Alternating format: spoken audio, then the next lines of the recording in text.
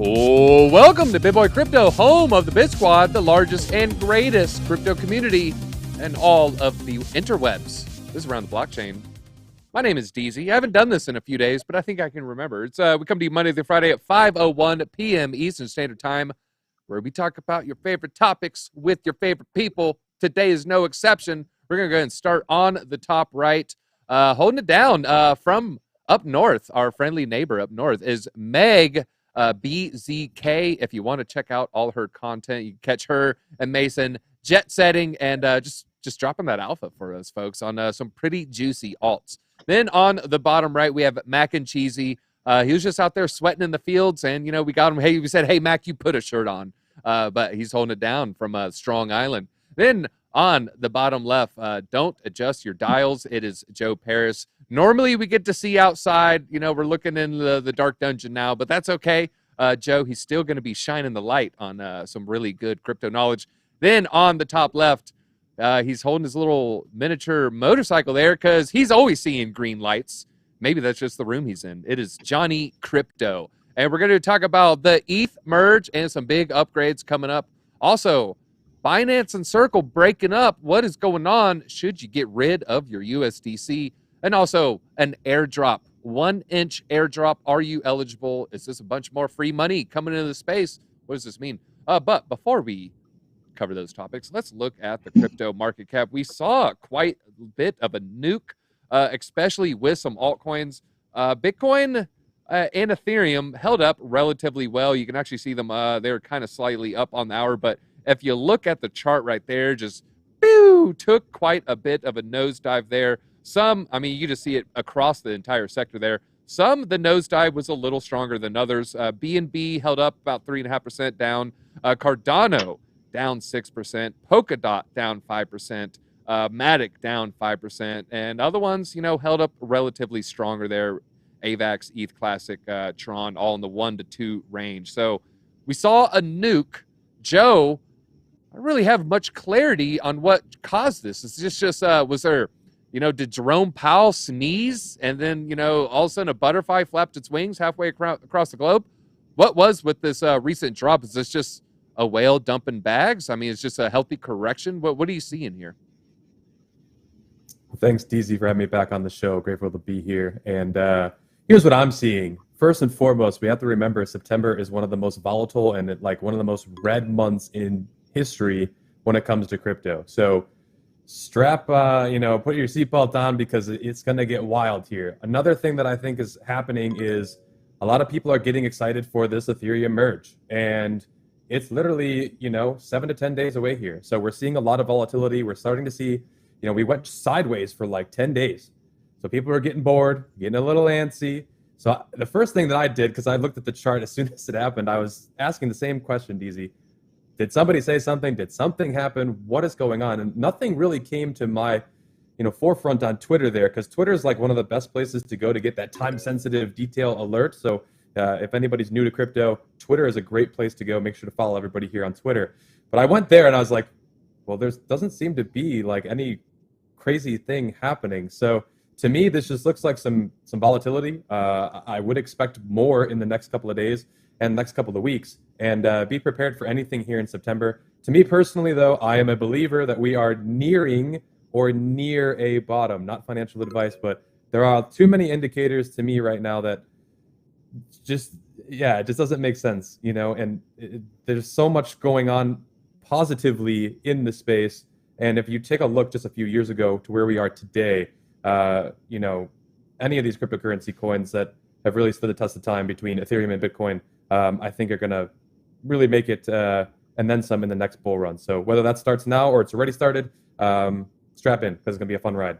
Yeah, two things to unpack there. One, it was very, very volatile drop down. I did the exact same thing. I opened Twitter, switched to latest, refreshed, and people are saying, did my meme of a, whatever make this happen? I don't know what's going on. So I saw a lot of the same things. People were saying, why is it dropping? Why is it dropping so hard? And second thing, September being a volatile month, especially for Ethereum.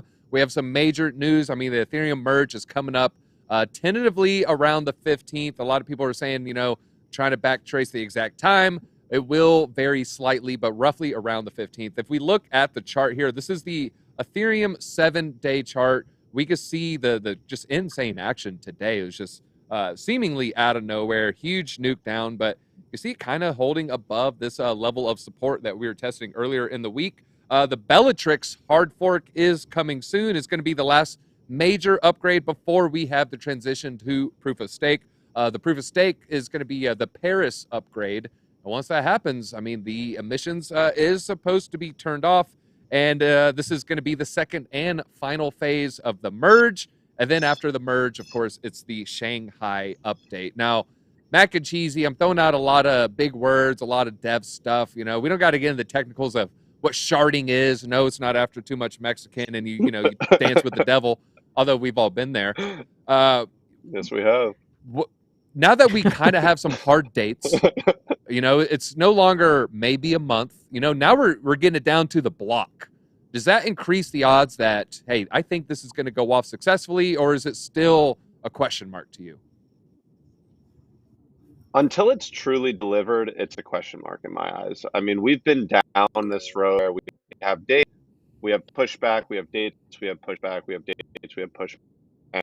And listening to a Ethereum dev call about 2 weeks ago, and they still had a major decision to make in terms of what they were actually going to do with this merge from a technical standpoint. So just hearing these conversations so close to the delivery timeline, and just how technical timelines happen, it's much better for them to push back the delivery date than it is and deliver successfully than it is to deliver quote unquote on time, but then have an issue with the actual code. So I'm not going to be holding my breath for the September 19th or whatever the most up to date day is, because end of the day, it's about getting it right.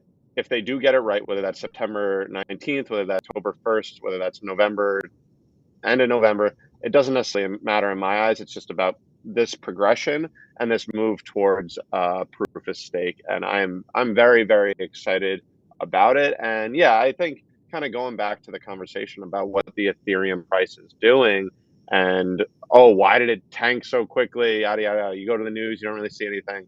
So many times I've gotten texts from my friends or people where they're like, what just happened to Ethereum? What just happened to crypto?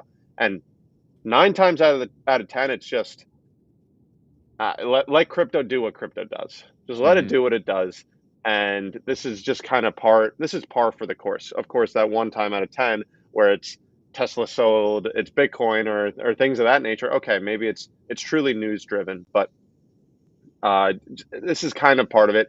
I agree with Joe in a sense of there's a lot going on, and I'm not necessarily a trader, but I do think, not France advice, that this probably feels like the bottom leading up to the news, and then I anticipate kind of a buy the news or buy the rumor, sell the news type of thing closer to the actual delivery date.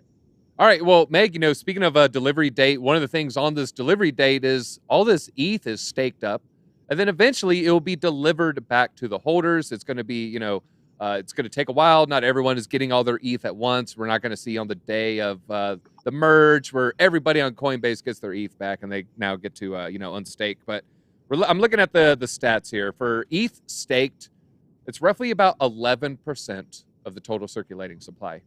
Cardano, on the other hand, 73%. After the merge, and, like Max said, whether it's on the 15th, whether it's a month, whether it's November, after the merge, what number do you expect the staking to go up to? Can ETH reach up to 50% staked, or is that just never going to happen? I don't think that will happen, to be honest, right away. I don't know a whole lot on the number side of things, what's going to happen after the merge. What I'm looking at really is, again, buy the rumor, sell the news. I feel that there's a lot of hype around this right now with the ETH merge. And it's also something I'm keeping an eye on, that if it doesn't happen, is this something that could really catalyst us down a little bit further, just because there's such high expectations on that. But when it comes to the staking numbers, I have no idea, DZ. I wish I could tell you more, but I'm a huge Cardano fan as well. I stake my Cardano, and yeah. All right. I don't really have too much to say on that. It'll probably it'll be interesting to see because you can hold your Cardano and stake at the same time, not so much with ETH. So it's maybe that psychological barrier will keep people on the sidelines there. Now, Johnny, we're talking about buying the rumor, sell the news. We've been there before with Ethereum, but after the successful test of a fork, this was a year ago or so, it kept going green. And I don't know if you recall, it was that time we had a record number of daily candles with Ethereum. So it wasn't a buy the rumor, sell the news. It was buy the rumor. The news happened. And you would still make money if you bought the news because it just continued to climb. If the merge is successful, do you see something similar happening? Or are just too many people just waiting to unload these bags? Too many speculators, too many people just trying to flip? Dude, I'm incredibly bullish on this news. I think this is the biggest news event to happen in crypto, basically since, every 4 years we have a halving. I do believe we've hit a market bottom, and I think this is that catalyst. Personally, I think what's going on right now is it's called FOBO, fear of better options, is where people are trying to FUD the market, tank it, to have it go down so that they can get in at a lower price. The charts are saying that we're holding above that $1,400 range for Ethereum and 1,900-ish. I know we're right now for Bitcoin, but I think we're going to see even though September is usually a red month, I've got a green background here because I'm betting big that we see like a $2,000, Ethereum with the merge. And everyone, I think, is going to stake their Ethereum because everybody wants to be in on like the dividends games. And the way Ethereum is going to be designed with proof of stake is you need to stake your coins for the network to work. I mean, they're forking Ethereum, and Ethereum's mining difficulty is going to 58 sextillion. It's just this ridiculous number. And so everyone is being forced to this new proof of stake system, and everyone is hyped about it with, it's more efficient. There's no more computers that are like sitting there getting really hot and you have these AC units and blah, blah, blah to make this cooler. Everyone is going green, right? And I think Ethereum is going to go green too. This is one of those catalysts, DZ, that we've been talking about for years about the flipping of Bitcoin. I don't think it's going to happen, in the next year or so, but I think here in 3 years, the next bull cycle, we're going to look back and say, oh, it started with the Ethereum merge, just like Tesla. Yeah, I was never one to say Ethereum would pass it next bull, but now I'm starting to come around that they're definitely going to be dancing together as far as market cap. And you're bringing up some good points. It's going to be an interesting couple months or couple weeks, I should say. I'm leaning towards your way though that this will emerge. It will be successful. I'm feeling green too. I don't know why. We hope so. We hope so. Hope. Yeah, it's we'll see. All right, well, let's move on, talk a little Binance and Circle. I'm going to share this tweet from Watcher Guru, breaking Binance to remove USDC as a tradable asset on its platform beginning September 29th of this year. It wasn't just USDC either. It was also True USD, traded under TUSD, and Paxos Standard, also known as USDP. And they are no longer going to be tradable assets. You will be able to withdraw. You're just no longer going to be able to use it for a trading pair. So you're not going to see it on the futures. You're not going to see it on any kind of spot pair. So slowly phasing out the USDC here. Now, we've speculated on this show, a lot of it probably a trickle-down effect from the sanctions USDC put on wallets when you have a lot of an asset. When you have billions of an asset, just the slightest risk of having those assets frozen could lead to some long-term effects like this. Mac, I'm going to ask you, is that what you're kind of taking from this story? Are you leaning more towards this is in retaliation for Circle freezing funds, or are they just trying to pump BUSD as a healthy competitor? Where are you leaning on those two sides of the issue here? I'm leaning a little bit more trying to pump their own stablecoin, and it makes sense to me if zooming out and just looking at it from trying to build a product because at the end of the day, this stablecoin is a product. So trying to build this product within their ecosystem, and why would they empower competitors centralized exchange, right? So this is a centralized exchange. This is a business at the end of the day.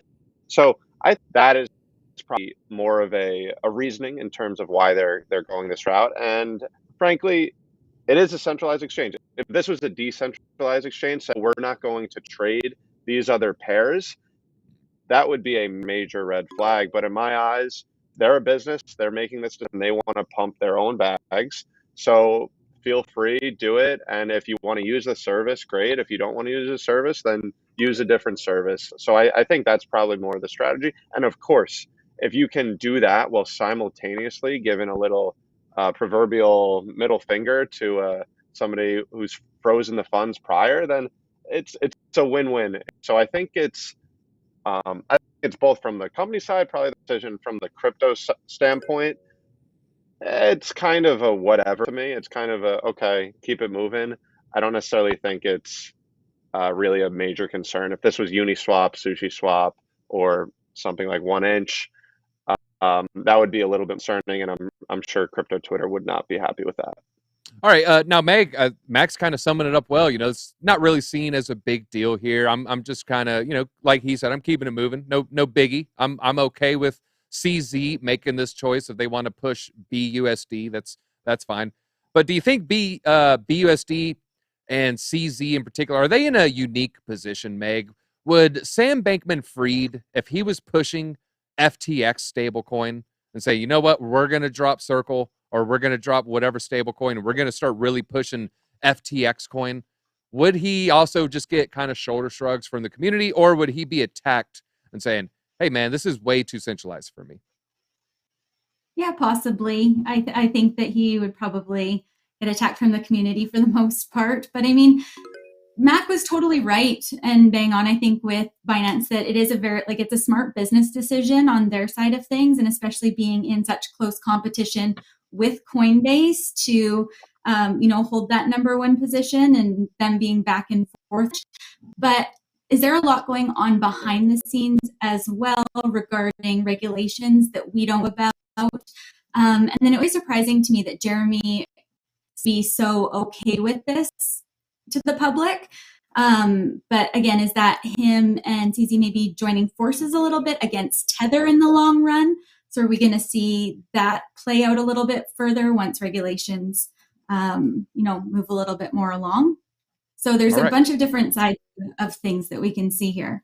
All right, that's a good point. Joe, what is the difference here between USDC and USDT? I mean, is this unfair? Would reaction be the same if he did USDT as well? Or does the community as a whole see them differently, and how?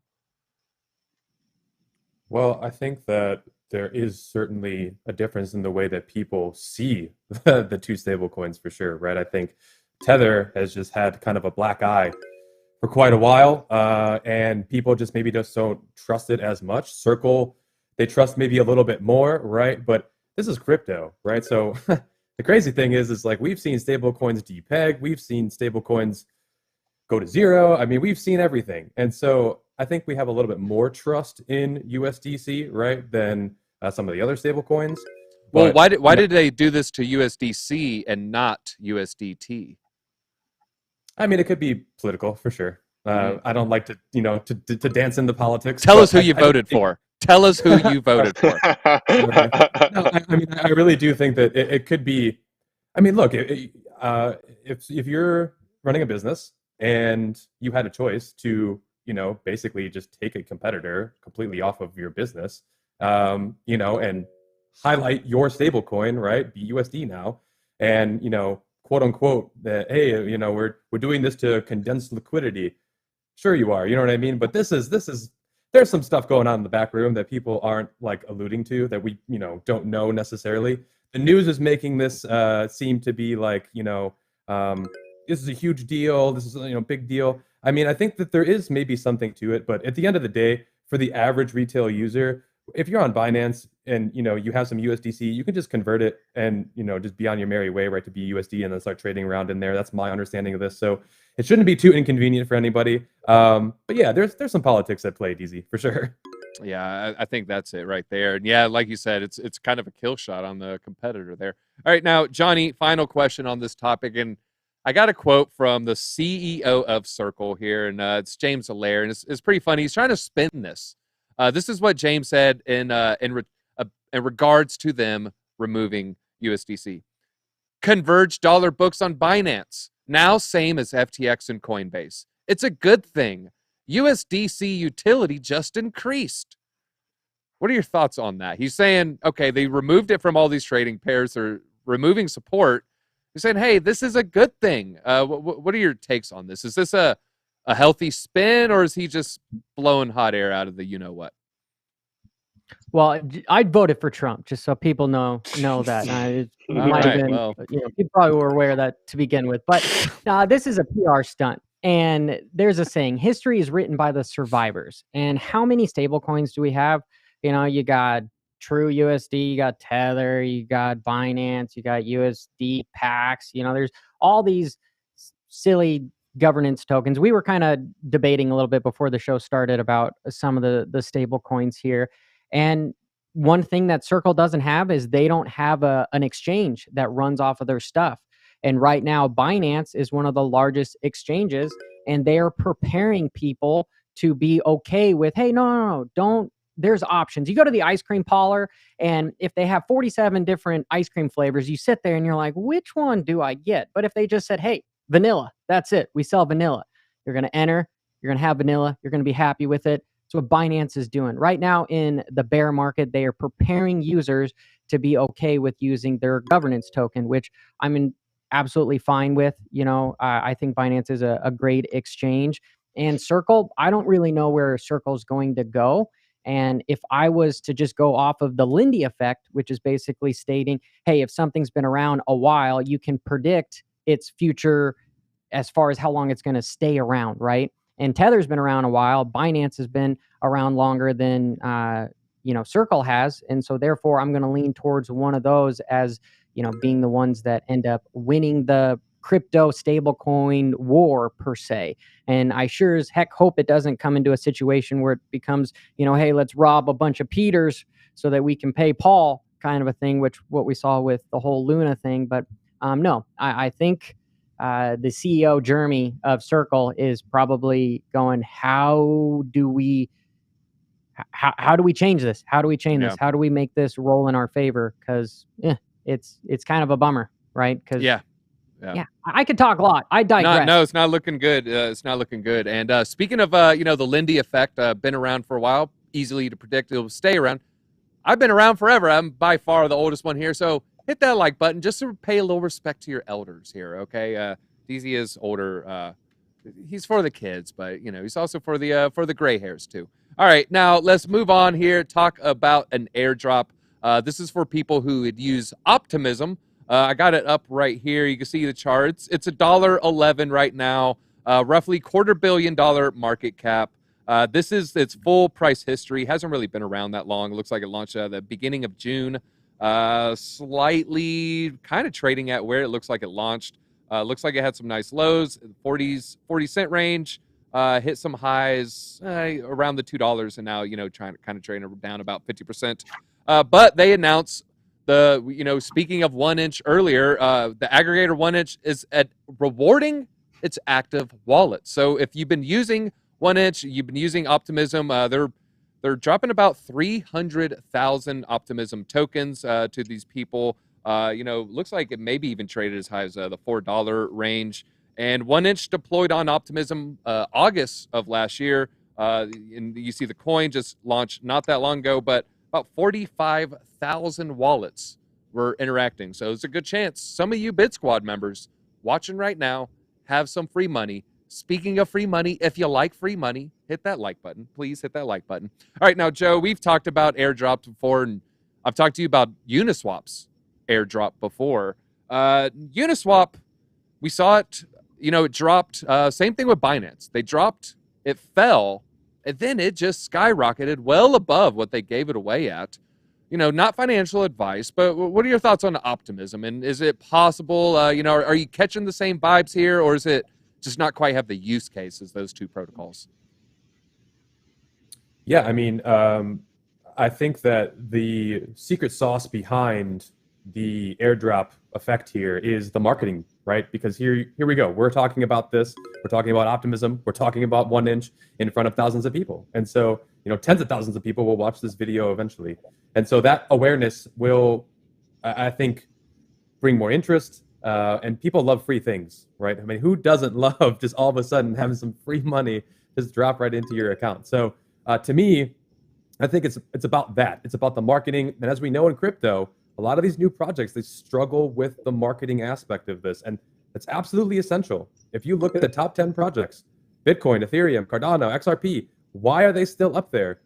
A lot of the time, it has to do with the fact that people are talking about it. They're using it. 45,000 people. Congratulations. If you're one of those, you're using this. And so you're going to be rewarded. And I think it's really cool that they're doing this. And I think that a lot of people, if you're brand new to crypto, there are tons of opportunities for you to get free crypto with airdrops. This is happening all over the place. And I've been airdropped and just literally have gotten tons of free crypto just because I've been in the space, playing around, trying new things. And this is yet another opportunity for those who are kind of like still learning that you can get airdropped a significant amount of money. And I think that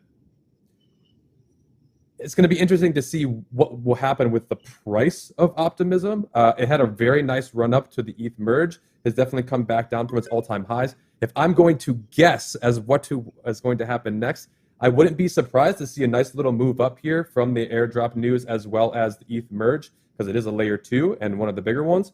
But then after that, you know, it's going to have to develop, right? It's going to have to become something that people are really going to want to use. Continue to stay in the news, and we'll see what happens with it. But that's and be mindful of the selling pressure. You mean post-selling pressure, of course, because there's going to be that selling pressure.